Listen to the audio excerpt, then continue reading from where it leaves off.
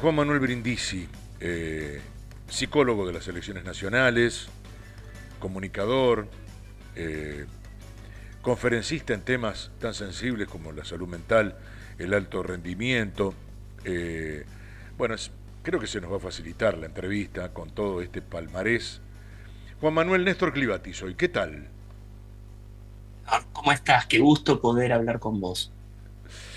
Bueno, hablábamos hace unos días con Nico Novello, nuestro amigo de AFA, que Ujú. también, en tanto comunicador, siempre están atentos en AFA de divulgar todo este tipo de, bueno, de trabajo que ustedes están haciendo en las redes sociales, y queríamos acercarlos a nuestro mundo de medios para amplificar todo esto, Juan Manuel, que es muy amplio, por lo tanto podríamos concentrarlo, si te parece, en dos o tres tips para darle agilidad a esta ida y vuelta. Primero, gracias porque sé que estás en pleno trabajo, y que nos abras esta ventana para nosotros y para nuestra gente.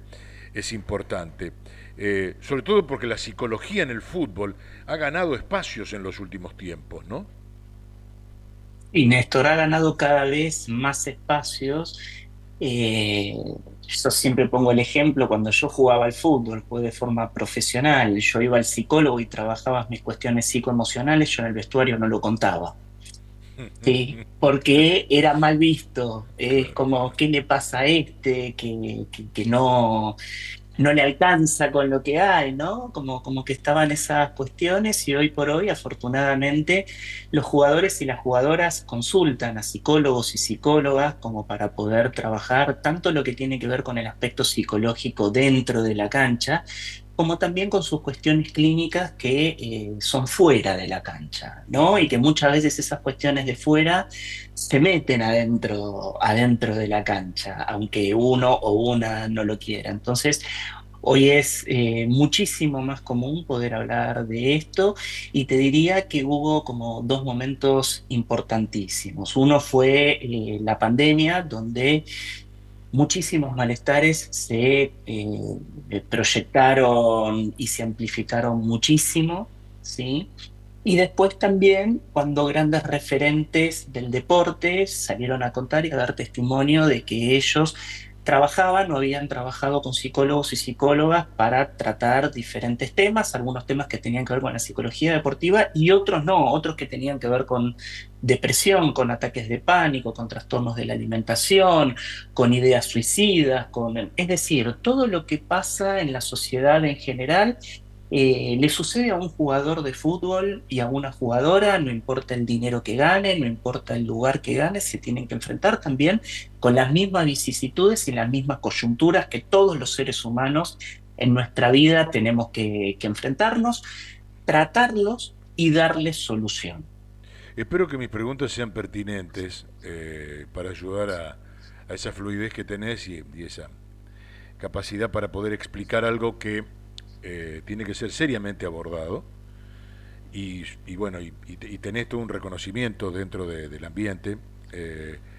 Hay mayores dificultades, o los deportistas reflejan mayores dificultades del entorno, de lo que pasa dentro de su especialidad deportiva, o porque, qué sé yo, uno la frustración la puede encontrar como consecuencia de toda esa incidencia externa, todos esos factores que gravitan, o también puede ser porque desde el punto de vista deportivo no se alcanzan los objetivos y allí está el daño, por llamarlo de alguna manera.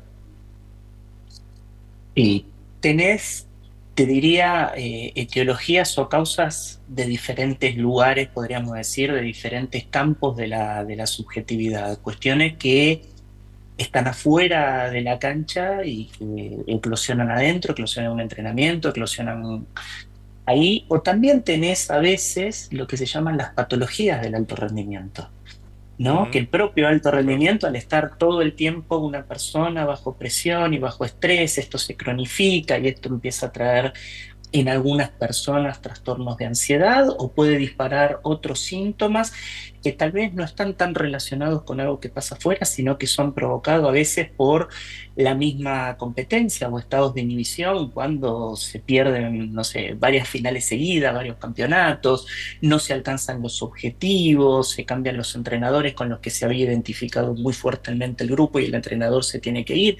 Es decir, Néstor, que tenés de diferentes campos por los cuales hoy un jugador consulta al psicólogo, ¿no? Es como, y lo que yo digo es que la línea no siempre es tan finita para decir esto es de adentro de la cancha y esto es de afuera de la cancha. Cosas que arrancan adentro de la cancha pueden terminar afuera, es decir, un jugador que no está teniendo una buena temporada o que está yendo al banco o que tal vez no tiene muy buen feeling con el entrenador y él se siente ahí que no puede jugar y se siente frustrado, esto a veces se traslada a un malestar en la pareja, un malestar en la familia, un malestar con los amigos, ¿no? Es como que puede arrancar en un lugar y pueden ir para el otro y viceversa. Lo que sí sabemos es que mientras antes este malestar se trate, muchísimo mejor porque vos vas a ayudar a que esto no crezca, a que se pueda tratar y además también los psicólogos trabajamos con los potenciales de los jugadores para que ese jugador pueda encontrar sus propias herramientas y brindarle herramientas para que puedan enfrentar diferentes coyunturas, un partido importante, una final, un mundial, una Copa América, un volver después de un éxito, que eso también Sí, claro, es importante, claro, ¿no? Que claro. creemos que solamente Eh, es cuando las cosas no nos van bien, pero cuando te va bien, instantáneamente el mundo del fútbol te instala en otro lugar y ya no juegan contra un par, sino que van a jugar contra el que es campeón o contra el que viene de ganar el último torneo. Entonces también te empiezan a jugar de forma diferente. Y eso está muy bueno trabajarlo con los jugadores y las jugadoras. los grupos familiares, Juan Manuel, que en general uno cree que son los mejores refugios de contención, en estos casos, a veces, no cooperan demasiado. Te diría que te encontrás con diferentes grupos familiares. Algunos sí cooperan, Ujú. algunos sí son refugio. Algunos piden ayuda porque tal vez, a ver, nadie tiene el manual, primero, para ser padre, para ser madre, y mucho menos de alguien que le va bien en el fútbol y que tiene una carrera que despega de una forma importante. Entonces muchas veces se acercan como para ver cómo lo pueden ayudar y después sí hay otros grupos primarios que, que pueden llegar a ser no nutritivos para ese jugador o para Claro. esa jugadora y que se trabaja también con el jugador o con la jugadora como para poder poner un límite ahí. Y a veces esos límites los tienen que poner a edades más tempranas, cuando ya se empieza a vislumbrar cierto éxito y ciertos problemas ahí en el entorno, como para que puedan poner ahí un freno para poder desarrollarlo, o desde diferentes lugares, desde estrategias psicológicas, desde la contención, o también a veces es desde ayudar para que pueda mudarse e irse a otra casa donde sí pueda tener tranquilidad y estar con la gente que le hace bien, ¿no? Claro. Entonces sí, es todo un tema. Y te diría, Néstor, dentro de esto que vos estás preguntando, también hay un tercer tema que es qué uso y qué saber hacer ese jugador o esa jugadora tiene sobre las redes sociales, porque tal vez tu familia es buenísima y te contiene y es como un oasis dentro de lo que es la alta competencia, donde vos llegás y te olvidás un poquitito de todo, que creo que esa es la gran función de la familia, hacer olvidar al jugador que es jugador y volver a ser hijo, hermano y eso, pero las redes sociales también se te van metiendo si vos le das lugar, que esto me parece siempre es importante, siempre va a depender del lugar que vos le des, esto es lo que trabajamos mucho, pero se te puede meter, se te puede incidir y ese comentario anónimo o ese, podríamos decir, ese fan, porque no es sano ni creerle al hater ni creerle mucho al fan tampoco. Claro, entiendo. ¿No? Es Ujú. como poder ahí Sí. mantener el equilibrio de ir construyendo un saber hacer con las redes sociales, que es lo que hoy nos atraviesa como sociedad a todas las edades, a todas, en todos los rubros, pero muy especialmente cuando el éxito está ahí y estás hablando de jugadores de alto rendimiento. Bueno, nos acompaña el licenciado Juan Manuel Brindisi, que es parte de todo el equipo, entre otros, otras responsabilidades de AFA, de los seleccionados.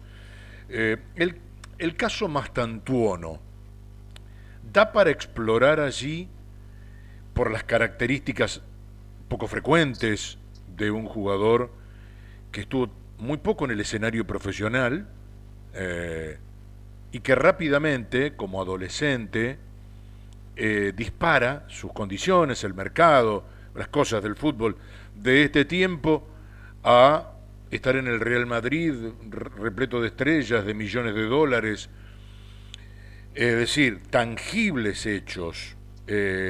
¿Hay algo para explorar y sacar como conclusión, por lo menos hasta aquí, del caso Mastantuono, copiar y pegar con lo que a lo mejor, ¿no? Se puede analizar del resto de quienes buscan ese destino? Bueno, sí, lo que podemos tomar es una cosa, que el éxito llega cada vez más temprano y a Ujú. edades más precoces, ¿no? Nosotros nos hemos encontrado con casos donde tal vez a los 9, 10 años, un jugador que tiene muchas condiciones, se empieza también a tener todo un entorno que lo va siguiendo, que esto no es negativo, pero sí un entorno que lo va siguiendo y que se va hablando y que vos tenés gente que juega a ese jugador y que ya lo empiezan a seguir, pero y que bueno, y que ahí se acercan representantes y diferentes cosas. Es decir, es muy importante, vamos a una pregunta anterior, el entorno que ese jugador tenga para cuando es chiquito, es decir, vos nombraste una palabra que me parece que cada vez la tenemos que nombrar más, adolescencia, Ujú. ¿sí? Cuando el Sí, sí, claro. éxito repentino y Ujú. masivo te va llegando a la adolescencia y muchas veces, Néstor, preadolescencia. ¿Sí? Ya más temprano de la adolescencia. Es decir, que estamos hablando de éxitos que ya se empiezan a vislumbrar entre los 10 y los 13 años.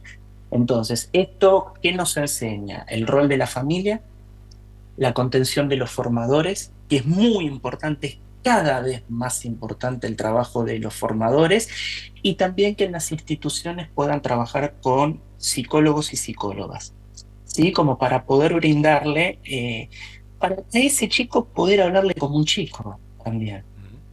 ¿No? Porque es también lo que necesita, y necesita también seguir haciendo cosas de chico y necesita también seguir yendo al colegio y vivir las cosas en el colegio que vive cualquier chico de 13 12 14 años, que son tal vez las mejores formas de protegerlo, no ante algo negativo, pero sí ante algo que es muy fuerte, que es asimilar el éxito en estos casos.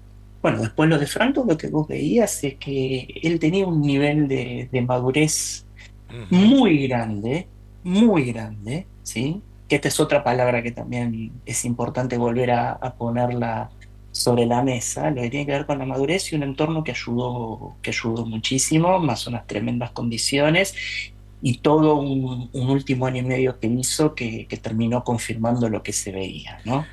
Bueno, tengo poco tiempo ya y tantas preguntas, pero aprovechando, quiero aprovechar tu contacto cercano con la alta competencia, con los deportistas de alta competencia. ¿Qué buscan en la psicología, en tu trabajo, en tu exploración, aquellos que ya están consagrados?